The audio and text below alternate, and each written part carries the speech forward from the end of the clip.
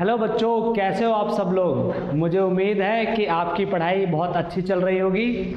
और देखिए, मैं आपके लिए जो अब इकोनॉमिक्स का दूसरा चैप्टर लेकर के आया हूं, और वो है आपका sectors of the Indian economy. जी हाँ बच्चों, क्लास 10th इकोनॉमिक्स का सेकंड चैप्टर।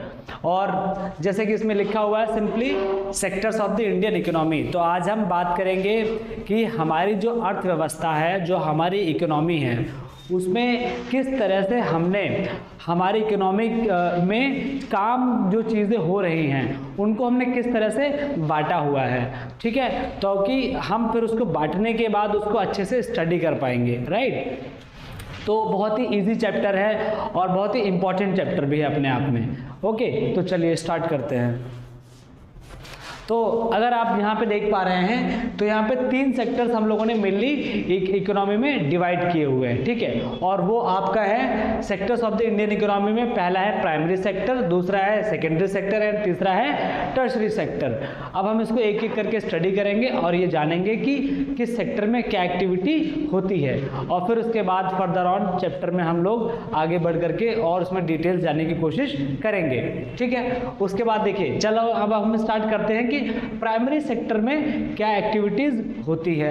तो अगर आप यहाँ पे देख पा रहे हैं एग्रीकल्चर, डेयरी, फिशरी, क्या कहते हैं, फॉरेस्ट्री, फिशिंग, है ना, ये सब आपके एग्रीकल्चर जो रिलेटेड एक्टिविटीज होती हैं, या फिर मैं ये कहूँ कि mainly those activities which are taken or which are done in the rural areas. ठीक है, तो कहीं ना कहीं खेती से जुड़े हुए जो हमारे काम है, पशुपालन हो गया, मछली पालन हो गया, वगैरह वगैरह, पोल्ट्री फार्मिंग हो गई, बी कीपिंग हो गई, ये सारे एक्टिविटीज़ आपके इंक्लूड होते हैं प्राइमरी सेक्टर में। फिर उसके बाद आता है सेकेंडरी सेक्टर। सेकेंडरी सेक्टर जैसे कि आप यहाँ पे देख पा रहे हैं, मैन्युफैक्चरिंग इंडस्ट्रीज। जी हाँ बच्चों, इसका मतलब हमारे देश में कहीं भी अगर कुछ मैन्युफैक्चरिंग का काम हो रहा है तो उस मैन्युफैक्चरिंग एक्टिविटी को हम लोग सेकेंडरी सेक्टर में रखते हैं। ठीक है, चाहे वो किसी भी चीज़ का प्रोडक्शन किया जाए, मोबाइल का, कैमरे का, टी शर्ट का, बैग का, कुछ भी चीज़ अगर फैक्ट्री में बन रहा है तो हम उसको सेकेंडरी सेक्टर में रखते हैं। उसके बाद आता है हमारा थर्ड, और वो है टर्शरी सेक्टर। इसको सर्विस सेक्टर भी कहा जाता है। ठीक है, और अब यहाँ पे सर्विस सेक्टर में क्या होता है कि भैया वो सारे लोग जो आपको सर्विसेज दे रहे हैं और इन रिटर्न आपसे उसका पैसा लेते हैं। जैसे सपोज कि भाई आप इंडियन रेलवे की ट्रेन को यूज़ करते हैं। ठीक है, आपने टिकट के लिए पैसा दिया, उसके बदले में आपने इंडियन रेलवे की सर्विस यूज़ करी उनकी ट्रेन में ट्रैवल करके। उसके बाद मान लीजिए आप किसी होटल में जाते हैं, आप किसी होटल में स्टे करते हैं, राइट, तो उस होटल में आपको रहने के लिए आपने जो पैसा दिया है वो आपको सर्विस के लिए आपने पैसा पेमेंट किया है। ठीक है, इसी तरीके से आप अपने किसी डॉक्टर के पास कंसल्टेशन के लिए जाते हैं तो वो आपसे फीस चार्ज करता है। राइट, किसी आप रेस्टोरेंट में जाते हैं तो वो आपसे फूड के बदले आपसे मतलब आपको सर्विस देगा ऑफकोर्स, और आपको फूड भी देगा, वो आपसे उस चीज़ का पैसा चार्ज करता है। राइट, तो इस तरीके की एक्टिविटीज जहाँ पे आपको पैसे के बदले में सर्विसेज प्रोवाइड की जाती हैं वो आपका आता है टर्शरी सेक्टर में। ठीक है बच्चों, तो हम लोगों ने मेनली जो है 3 चीजें जानी, और वो है आपका 3 sectors of the Indian economy में प्राइमरी, सेकेंडरी और टर्शरी सेक्टर। चलिए, अब जब 3 सेक्टर में हम लोगों ने अपनी इकोनॉमी को डिवाइड कर लिया है तो हम ये जानेंगे कि हर एक सेक्टर की क्या खास बात है, उसमें क्या क्या चीजें होती है, कितने लोग एम्प्लॉयड हैं, वगैरह वगैरह। ठीक है,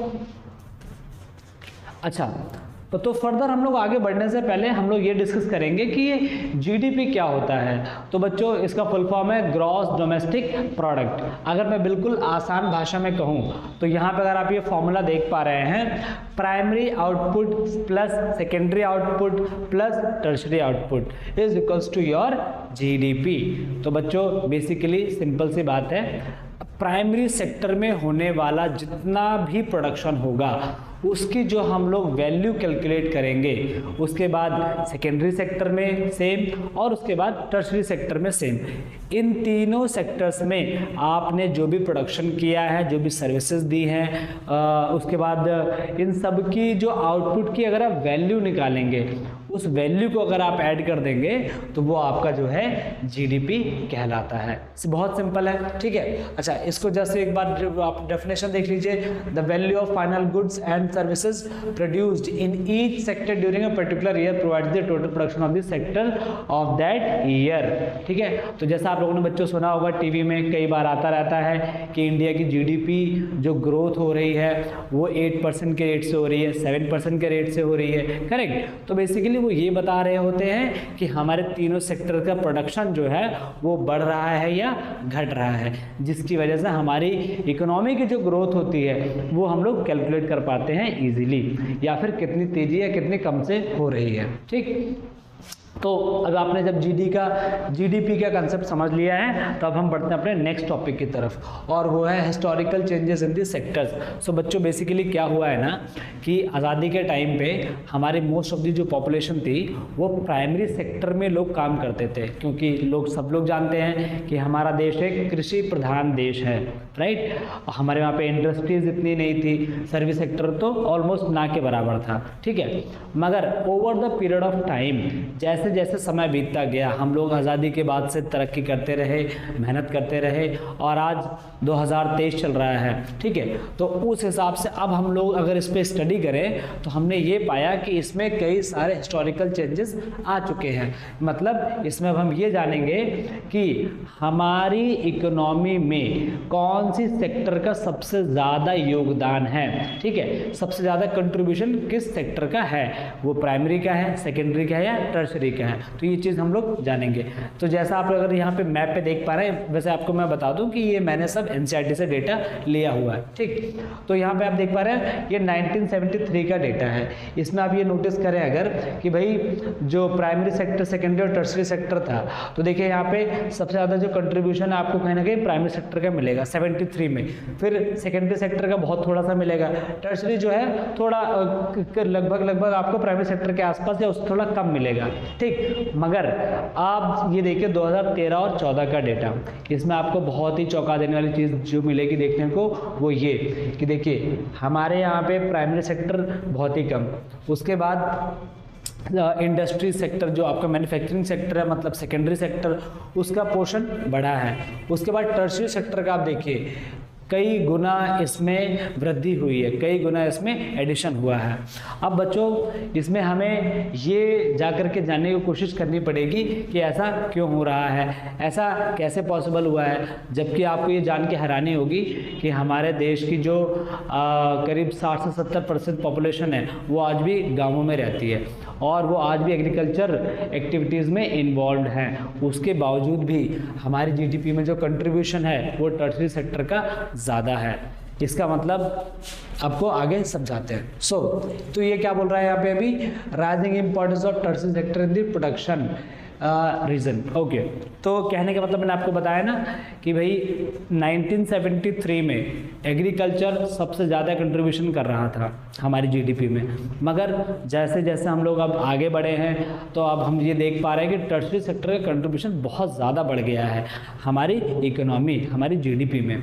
तो उसके रीजंस क्या हैं? तो सबसे पहला रीज़न जो बच्चों है वो देखिए कि यहाँ पे भैया hospital, education institution, post, telegraph services, police station, courts, village administrative, municipal corporation, defence, sports, transport, bank, insurance companies etcetera.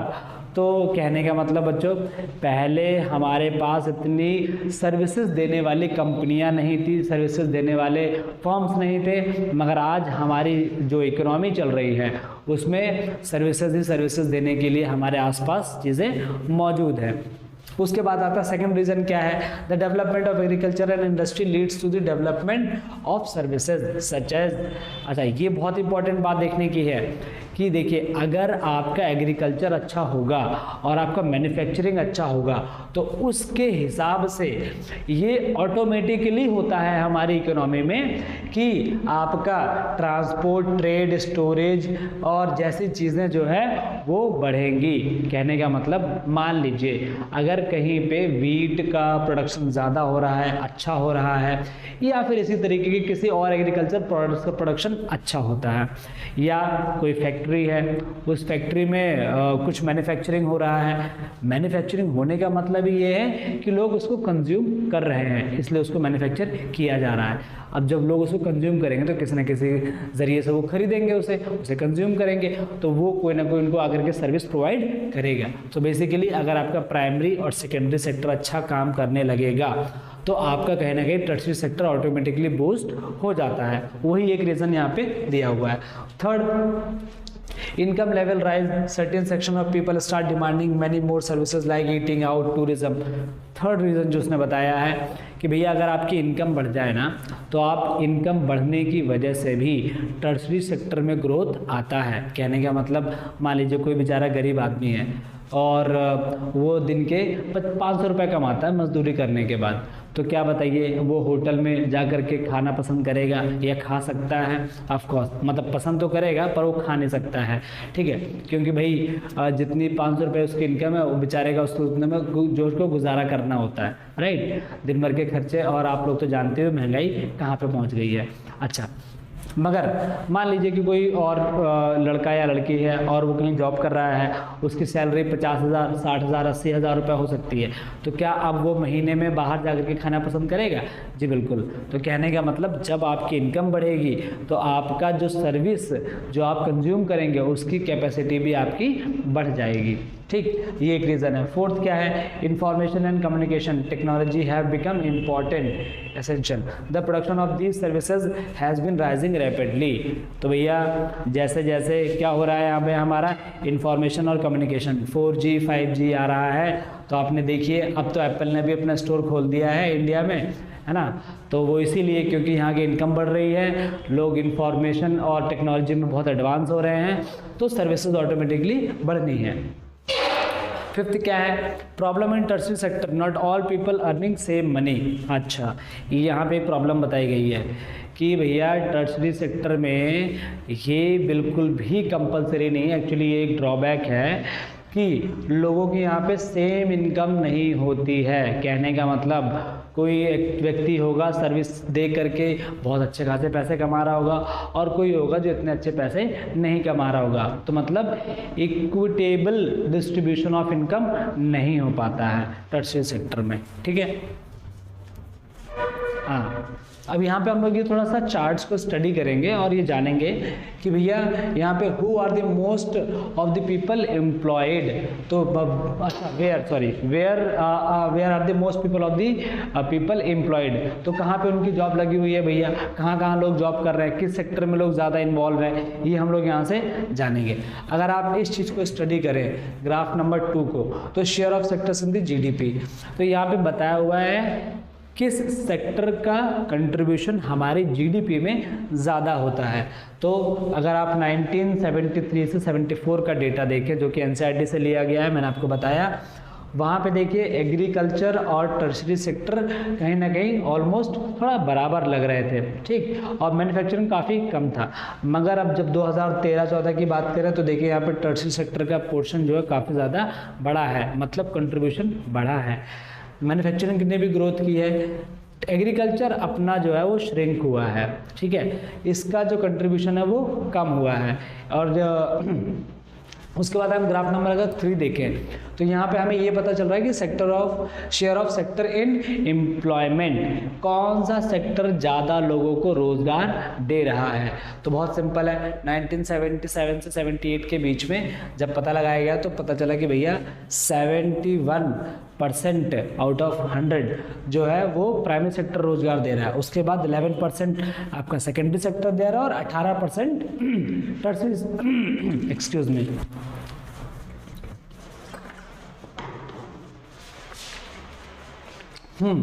तो 2017-18 जो है आपका उसमें 44% जो आपका प्राइमरी सेक्टर जॉब दे रहा है, 25% सेकेंडरी सेक्टर दे रहा है और 31% आपका टर्शियरी सेक्टर दे रहा है। अच्छा, एक चीज़ आप नोटिस करिएगा, इसमें अभी सबसे ज़्यादा जो एम्प्लॉयमेंट प्रोवाइड कर रहा है वो है आपका एग्रीकल्चर, ठीक है। अच्छा, यहाँ पे एक चीज़ मैंने नोटिस की है, the primary sector continues to be the largest employer even now. Primary sector देखिए आज भी सबसे ज़्यादा लोगों को एम्प्लॉयमेंट दे रहा है और सबसे चौंका देने वाली बात क्या है, जीडीपी में कंट्रीब्यूशन किसका ज़्यादा है, टर्शरी सेक्टर का। कंट्रीब्यूशन जीडीपी में टर्शरी सेक्टर का है और एम्प्लॉयमेंट सबसे ज़्यादा प्राइमरी सेक्टर दे रहा है। भाई ये तो बड़ा दिक्कत हो गया, जहाँ पे ज़्यादा लोग काम कर रहे हैं उसका कंट्रीब्यूशन कम है जीडीपी में, जहाँ पे कम लोग काम कर रहे हैं उसका कंट्रीब्यूशन ज़्यादा है जीडीपी में। तो क्या हुआ, यहाँ पे एक प्रॉब्लम निकल करके आई और वो प्रॉब्लम ये है under employment.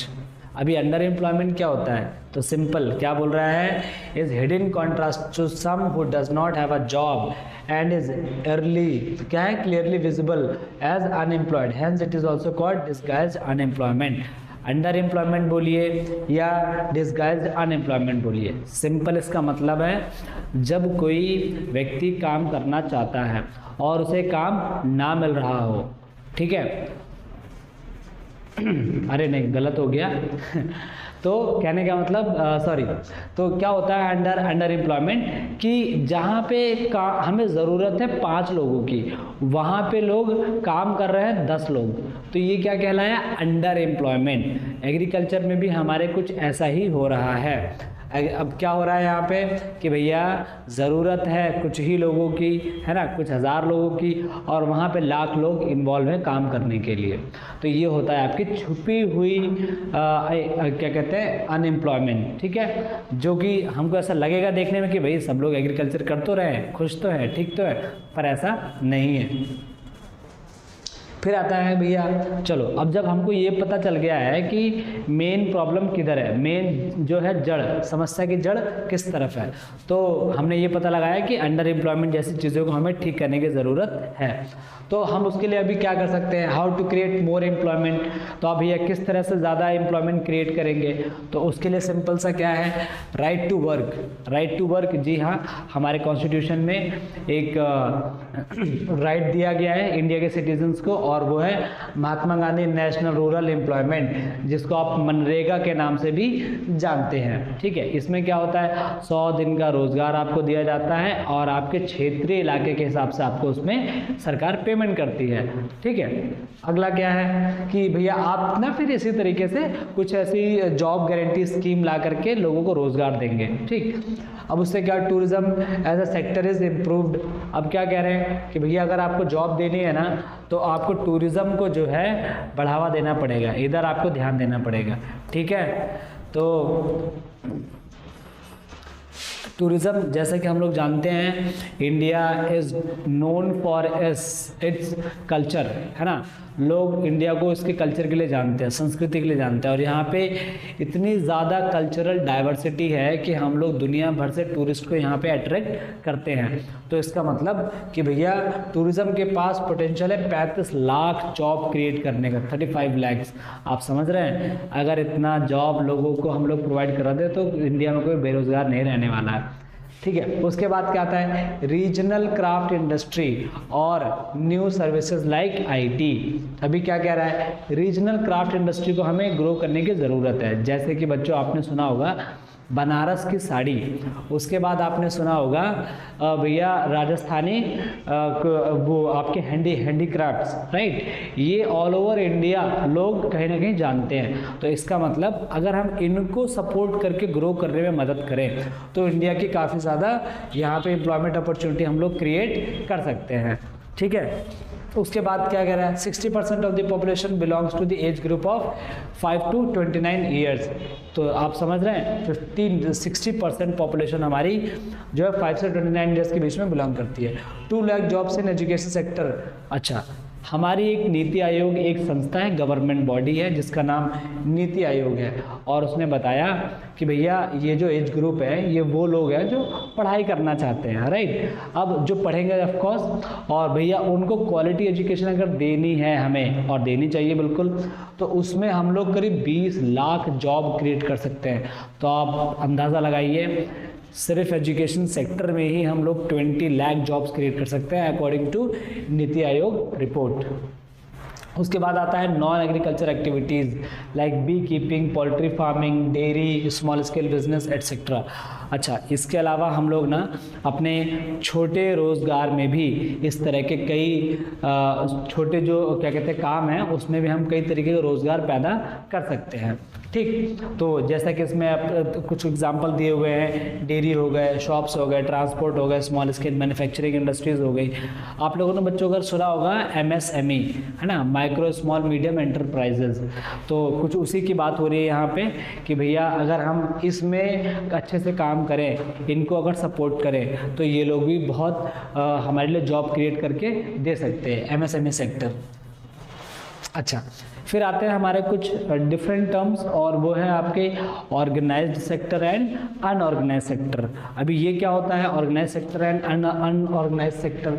So division of sectors as organised and unorganised. Very simple, organise sector वो होगा जो प्रॉपर आपके लीगल फ्रेमवर्क को देखते हुए काम कर रहा होगा, जिस कंपनी के एक तरीके से रजिस्ट्रेशन होगा और वो गवर्नमेंट के दिए हुए गाइडलाइंस को वो लोग फॉलो कर रहे होंगे। अनऑर्गेनाइज सेक्टर क्या होगा? अनऑर्गेनाइज सेक्टर जैसे कि भाई उनका एक प्रॉपर कोई सिस्टम नहीं होगा, कोई एक ऐसा उनको रजिस्ट्रेशन वगैरह नहीं करानी पड़ेगी कंपनी की, राइट। तो फॉर एग्जांपल आपके लिए बहुत आसान कर देता हूँ भाई, जितने हमारे ठेले वाले लोग होते हैं जिसमें रख करके फल सब्जी वगैरह बेचते हैं, स्ट्रीट वेंडर्स होते हैं, ये सब लोग जो है आपके अनऑर्गेनाइज सेक्टर में आते हैं। ऑर्गेनाइज सेक्टर में कौन आता है? ऑर्गेनाइज सेक्टर में आपकी जो बड़ी बड़ी कंपनीज, जो रजिस्टर्ड कंपनीज हैं, जिसका नाम हम सब लोग जानते हैं। There are number of companies, ठीक है। तो अब आपका जो है यहाँ पे भैया क्या बोल रहा है कि भैया ऑर्गेनाइज सेक्टर क्या होगा? जहाँ पे factories act, minimum wage act, payment to gratuity act, shop and establishment act etcetera, वही मतलब गवर्नमेंट के सारे नियम जो फॉलो करेगा वो ऑर्गेनाइज सेक्टर कहलाएगा। और ऑर्गेनाइज सेक्टर में क्या होगा? स्मॉल स्कैटर्ड यूनिट्स होती हैं which are largely out of the control of the government, है ना, जिस पे गवर्नमेंट का कोई कंट्रोल नहीं होता, वो आपकी अनऑर्गेनाइज सेक्टर कहलाएगी। मतलब अपने काम को दो भागों में बांट दिया है। और हाँ, मैं आपको बता दूं, हमारे इंडिया में मोस्ट ऑफ द पॉपुलेशन जो इस वक्त एम्प्लॉयड है वो अनऑर्गेनाइज सेक्टर में एम्प्लॉयड है, ठीक है। हमको ऐसा देखने को लग सकता है कि हमारे आसपास कई सारी कंपनियां हैं तो लोग उसमें जॉब कर रहे होंगे, पर ऐसा नहीं है। Okay, how to protect workers in the unorganise sector. So basically बच्चों होता क्या है ना कि ऑर्गेनाइज्ड सेक्टर जो है वो प्रॉपर गाइडलाइन को फॉलो कर रही है, सरकार उनके ऊपर निगरानी भी रखती है, मगर अनऑर्गेनाइज सेक्टर के बारे में सरकार को अच्छे से जानकारी नहीं हो पाती, क्योंकि भाई कोई व्यक्ति है ठेला लगा रहा है, नहीं लगा रहा है, क्या कर रहा है, क्या नहीं कर रहा है ना, और उनके बारे में एक सटीक, एक अच्छी इंफॉर्मेशन जो है गवर्नमेंट को नहीं हो पाती है, जिसकी वजह से क्या होता है, अनऑर्गेनाइज सेक्टर में जो एम्प्लॉयमेंट जनरेट होता है वहाँ पे एम्प्लॉयर, जो जॉब देने वाला था बंदा, जिसके दुकान पे वो बंदा काम कर रहा होगा, उसका शोषण होता है, एक्सप्लॉयटेशन, ठीक है। तो अभी अगर हमको अनऑर्गेनाइज सेक्टर को, इस तरह की कई सारी समस्याएं आती हैं अनऑर्गेनाइज सेक्टर में, अगर वहाँ पे हमको वर्कर को बचाना है तो क्या करना चाहिए, ठीक है। तो क्या बोल रहा है अभी यहाँ पे, rural 80% of the rural house in India are in small marginal farmer category, timely delivery of seeds agriculture. क्या बोल रहा है, 80% जो है हमारा रूरल हाउस होल्ड का, वो क्या बोलता है कि भैया उसको अगर तुम्हें सपोर्ट करना है तो आप उसे timely seeds, agriculture inputs, credit, storage facility, marketing outlets etcetera. कहने का मतलब भैया जो कोई गरीब आदमी है, खेती कर रहा है, उसका जब प्रोडक्शन हो जाए, जब उसकी खेत फसल तैयार हो जाए तो उसको बेचने के लिए प्रॉपर एक मार्केट मिलना चाहिए, प्रॉपर एक प्लेस मिलना चाहिए, उसको इजीली सीड्स अवेलेबल हो जाए बहुत आसानी से और कम दाम पे भी, ठीक है। तभी आप उसको एम्पावर कर पाएंगे, तभी आप उसको पावर दे सकते हैं। फिर आता है आपका अर्बन एरियाज़। अर्बन एरियाज़ में क्या होता है, स्मॉल स्केल इंडस्ट्री चलती है। कहने का मतलब, अर्बन का मतलब शहर होता है, तो आपके ना शहरों में स्मॉल छोटी छोटी इंडस्ट्रीज चलती है, कैजुअल वर्कर्स होते हैं जो कि कंस्ट्रक्शन जगह पे काम कर रहे होते हैं, बिल्डिंग्स वगैरह में, ट्रेड, ट्रांसपोर्ट एटसेट्रा। जो स्ट्रीट वेंडर्स होते हैं, हेड लोड वर्कर्स होते हैं, गारमेंट मेकर्स होते हैं, रैक पिकर्स जो कूड़ा वगैरह उठाने आते हैं, एटसेट्रा। तो क्या बोल रहे हैं, government support for procuring raw material and marketing of output. तो यहाँ पे क्या करना चाहिए कि जो हमारी स्मॉल स्केल इंडस्ट्रीज़ हैं जो शहरों में ऑपरेट कर रही हैं, वो जब कुछ मैन्युफैक्चरिंग कर रही है तो गवर्नमेंट को एक ऐसा सिस्टम बनाना चाहिए या होना चाहिए जहाँ पे वो उनके प्रोडक्ट्स की मार्केटिंग कर सकें और उनको इजीली कहीं जा कर के सेल कर सकें, ताकि वो भी बड़ी बड़ी कंपनीज से जो है कम्पीट कर पाए। कम्पीट ना कर पाएँ तो एटलीस्ट वो अपना एक ठीक ठाक पैसा वहाँ से कमा सकें, ठीक है, ताकि हम उनको एम्पावर करेंगे। और भाई वही चीज़ है, आपकी जो बड़ी बड़ी कंपनीज हैं वो बड़ा मुनाफा लेकर के जा रही हैं, और जो बेचारा हमारा इंडियन बिजनेस ओनर है, जो स्मॉल बिजनेस ओनर है, वो कहीं ना कहीं पीछे रह जाता है। तो हम लोगों को सही ग्रोथ देखने को कंट्री में नहीं मिलती है, ठीक। Majority of the workers from scheduled caste, tribes and backward communities find themselves in the unorganized sector। जी हाँ बच्चों, हमारी कंट्री में जो आपको ज़्यादातर अनऑर्गेनाइज सेक्टर में काम करने वाले लोग मिलेंगे, वो कहीं ना कहीं आपको इस समाज से देखने को मिलेंगे। Schedule caste, schedule tribe, backward community से लोग देखने को मिलते हैं। और इनकी बेकार हालत का जो एक रीज़न है वो ये है कि इनको सही एजुकेशन नहीं मिल पाती है, जिसकी वजह से ये लोग मजबूर होते हैं, लाचार होते हैं अनऑर्गेनाइज्ड सेक्टर में काम करने के लिए, ठीक है। फिर आता है यहाँ पे sectors in terms of the ownership, public and private sector. अच्छा, अब अगर हम सेक्टर्स को डिवाइड करें ओनरशिप के बेसिस पे, मतलब कौन किसको ओन करता है, तो वो होगा आपका प्राइवेट एंड पब्लिक सेक्टर। बहुत ही सिंपल है बच्चों। पब्लिक सेक्टर का मतलब होता है वो सारी एक्टिविटीज़, वो सारे काम जो हमारी गवर्नमेंट करती है पब्लिक के लिए, ठीक, तो वो पब्लिक सेक्टर कहलाता है। उसके बाद प्राइवेट सेक्टर का मतलब क्या हुआ?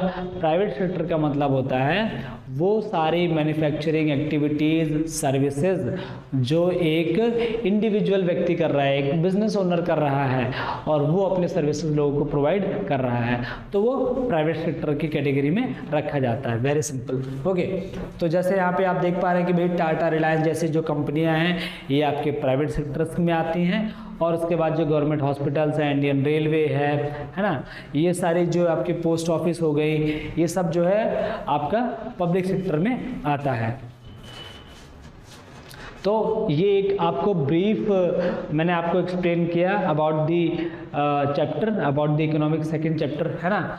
और अब हम लोग नेक्स्ट लेक्चर में स्टार्ट करेंगे एक नया चैप्टर, ठीक है। तो इसी के साथ साथ अब हम चलते हैं, और आप लोग बस पढ़ाई करते रहिए और पढ़ते रहिए, ठीक है। धन्यवाद।